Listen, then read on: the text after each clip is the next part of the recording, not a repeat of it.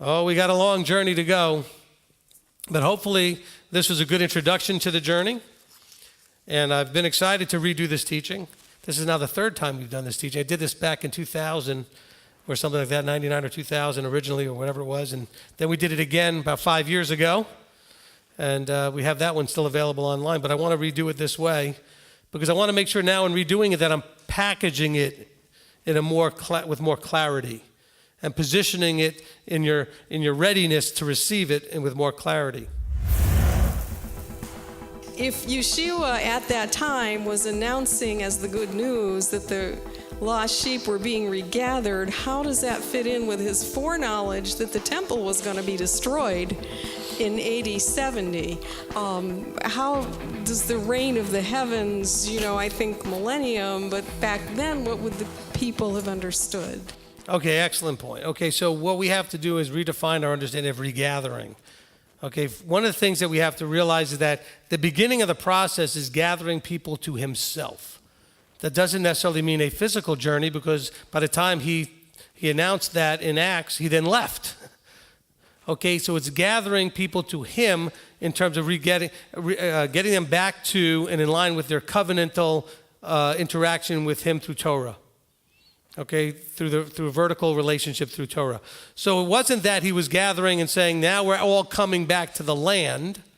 It was gathering people back to redirect them vertically towards him and the kingdom. And so we have that beginning. He said, I came to seek that which was lost. I'm trying to get you to wake up to your identity, who you are, and not just be living and existing. See, we've all done a lot of just existing. And he said, I don't want you to just exist anymore. I want you to be living. Living is a proactive mode where we are consciously, when we talked about that last time, the idea of doing things in a conscious way, we are consciously making ourselves available to the molding of the potter so that we can then walk in what he designs us and changes us to do. That transformational, actively being available to transform into his image. And so yes, the beginnings was to send out people. This was, remember at the end of Matthew, we didn't get there yet in the verses we're reading, but at the end of Matthew, he sends them out to disciple the nations.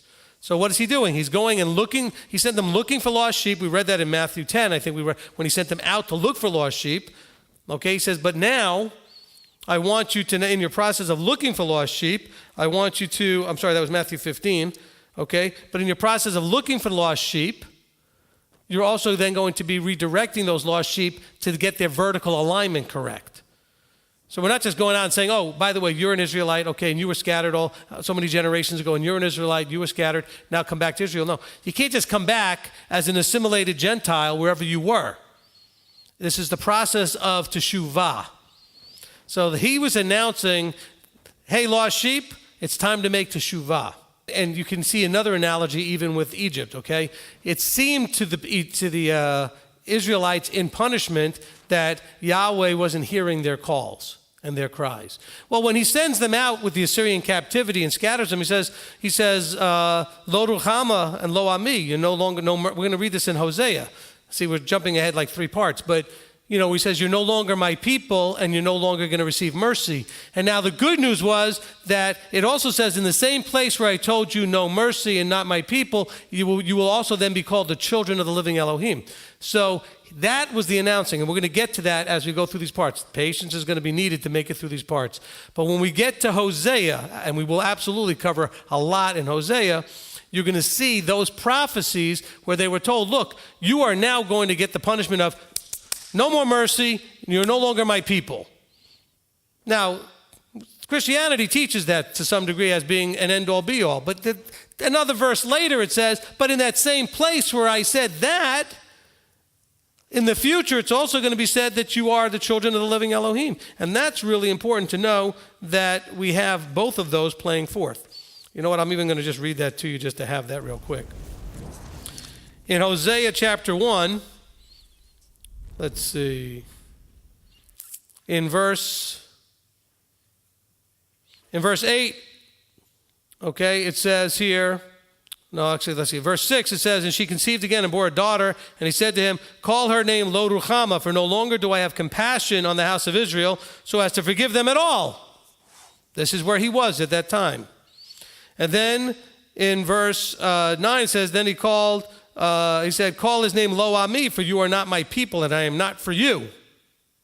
Wow, that is pretty harsh stuff. He finally had gotten so fed up with the northern kingdom, and he said, look, Lo Ruchama Lo Ami, no mercy, no compassion, you're not my people. He says, however, in verse 10, this is the very next verse, he says, yet the number of the children of Israel shall be as the sand of the sea, which is not measured nor counted, and it shall be in the place where it was said to them, you are not my people, they shall still be called, you are the sons of the living El. And the children of Yehuda and the children of Israel shall be gathered together and appoint for themselves one head, and shall come up out of the earth, and for great is the day of Yisrael. See, we don't understand what that prophecy was about, but Yeshua is basically telling them, hey, that thing that was said in Hosea, that's happening right now. Now, I was going to get to that in 3 parts, but Shira forced my hand. So we'll still get to it in 3 parts, and this will be a part of the Afterburn anyway, and then you'll get that now. But see, that's the whole thing, is that there's so much that happened in the Brit that you could go and read the New Testament like we just did and come up with these, where's this and what's that? Well, but the thing is, if you had such a well-versed understanding of the prophets, and I'm not insulting you by saying you don't, I'm just saying, if you did, when he's announcing, he's going, oh, it's time. Just like Daniel knew it was time. Daniel knew that what was prophesied by Isaiah was now going to happen. Well, guess what? The Jews in Yeshua's time knew that what was prophesied in Hosea was happening now. The good news, the mercy is coming back. Compassion is coming back. You are again going to be my people. The Lo Ruchama Lo Ami thing is coming to an end. You see? And so that's the good news. They were waiting for this good news. They've been waiting for a really long time for this good news. At least 700 years from the captivity. That's a long time. That's longer than they were in Egypt. And so we have this good news they were waiting for. So when the gospel, quote unquote, the gospel of Yeshua, well, they just want to talk about Yeshua. That's what Christianity wants people to go and learn about Yeshua. And that's a good thing, by the way, to learn about Yeshua. But the good news that he was talking about was what was prophesied that was going to happen. The end of this punishment. The end of this, I don't have anything to do with you anymore. He says, I'm not going to forgive you at all. He says, I'm going to have no compassion on the house of Israel so as to forgive them at all. He says, they have pushed and pushed and pushed and pushed and pushed. He says, fine, go do whatever you want. I don't want to have anything to do with you. I'll wipe my hands of you. But yet, in the very next verse, he says, but there will be a time when in that same place where I said that, you will be ready to come back. And by coming back, it doesn't necessarily just mean physically going back to the land. It means restoring vertical relationship with your Creator. And that's what it's all about. On behalf of those of us who are new, are we safe until we learn more? Are we what? Safe until we learn more. Are you saved until you learn more? Or safe? Safe. S-A-F-E, safe? Yeah. This is a really good question, actually. Okay? I want you to understand that he does not want you, he, meaning your Creator, does not want you to be walking in worry, fear, concern like that. You are responsible for what you understand and what you know. And you're responsible to walk that out as best you can. What you don't know, he's not going to punish you for it. You don't know. But he expects you to seek and to ask and to knock so that you do know. He doesn't expect you to say, well, if I'm not responsible for what I don't know, I'm just going to walk around not knowing nothing. I'll take the easy route. No, he expects you to seek and to grow. You're expected to grow in knowledge. It says grow in grace and knowledge. Okay. So you are to grow in grace and knowledge of Yeshua. And then we're supposed to understand that Yeshua is not just Messiah and King and High Priest, but he's also the truth. He's also the way. He's also the life. He's also the light of the world. We have to grow in all of that understanding and have a growing relationship with all of that.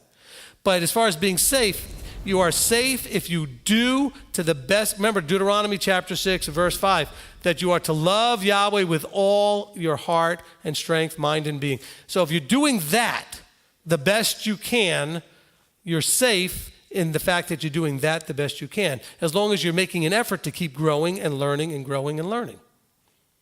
That's the whole point. Because if you're not growing and learning, you're stagnating and dying. That's all things that exist that have life. If they're not growing, they're dying. They're stagnating. Okay, we are to be growing.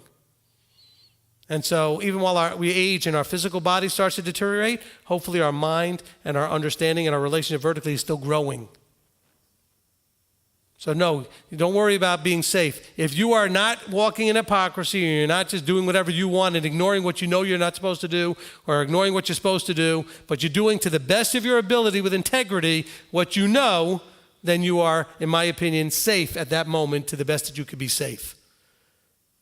Okay? Does that make any sense to everyone? He's only going to hold you responsible for what you know. I can't hold somebody, if I gave you a car. Let's say you came from another state, and let's say the laws in this state were very different than your state. And I never had you read the laws of this state and gave you a car and had you start to drive it. A police officer is going to pull you over. He's going to expect that you already knew those laws. So ignorance of the law is going to get you in trouble with him. Abba knows that he has to reveal his stuff to you. And so until he's revealed it to you, until you've sought it out and you've understood it and you started walking in it, he's not expecting you to know what you don't know. But he's expecting you to try to figure out what you don't know and go from not knowing to knowing. That's the key. It's a journey that you're supposed to be I always tell people this, as long as you're moving forward, you're probably okay. Just don't go backwards, sideways, or stand still. Keep moving forward. Even if it feels like you're crawling, still, as long as you're going forward.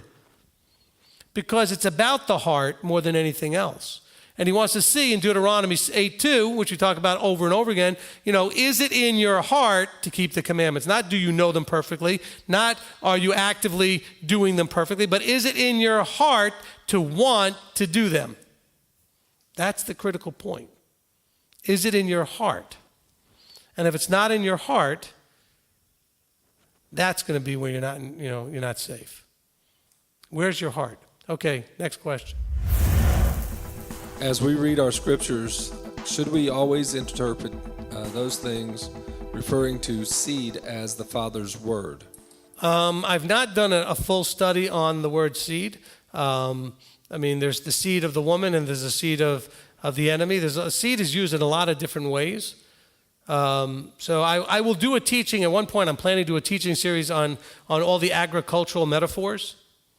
Okay, trees, seed, grain, and all the other things that they do with harvesting and everything agricultural. But I don't have that teaching at this point, so I would not answer that question with just a blanket that seed is always referring to Yahweh. I think it clearly isn't, because it talks about the seed of the woman and there's the other seed. There's two different seeds, at least for that. Where do we get the understanding that Yeshua's ministry was 3.5 years? It seems to have been only 1 year according to the gospel accounts. Okay, I don't get involved in that whole debate. I know Michael Rood tries to make that a big deal about the 70 weeks ministry and everything else. You know what? Let's not get hung up on how long his ministry was. Let's get focused on what he actually said and did. Okay, if it took 70 weeks or if it took 3.5 years, it makes no difference to anybody, really. Okay? What matters is that it happened and what he said and what he did. So if you prefer to believe it was only 70 weeks, have at it. It makes no difference to me. It makes no difference to anything, really. Okay? Except for wanting to be more accurate, I suppose. Yeshua says, as the shepherd, my sheep will hear my voice. How can we know if we're hearing his voice? Okay, great question. I spent 4 parts on that, I think, during Do You Know the Father and the Son, like parts 6, 7, 8, 9, and 10 of that. So I don't want to try to do what I took 4 hours to explain, but, basically, it has to do with going back to the calling. He's got to give you the ears to hear, the eyes to see, and the heart to receive. When he calls you, you're his sheep at that point. Because he has opened up your eyes and your ears and you're now ready to, he says, so when I've done that, you can hear my voice. But he's not just saying they hear my voice. He says, my sheep, once I've opened their eyes and ears and hearts, they respond to my voice.